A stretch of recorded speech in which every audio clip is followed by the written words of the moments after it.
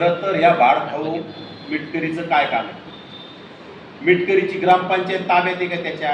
मी अकोला जिल्ह्यात माझे अनेक सहकारी, माझे मित्र, समता परिषदेच्या माध्यमातून मी काम करत असताना खूप लोक तिथं मित्र आहेत.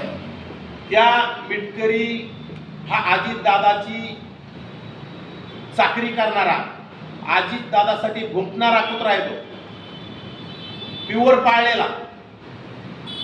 त्यांनी आम्ही ओबीसीचं काय करतोय, त्यांनी काय दिवे लावले, त्यांनी जेवढे व्याख्यान दिले तेवढे पैसे गोळा केले.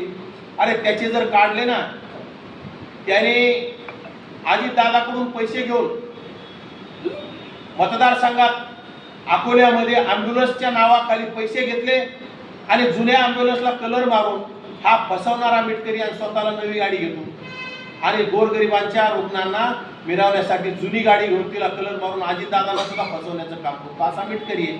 ते मिठाला सुद्धा जागत नाही असा मिटकरी.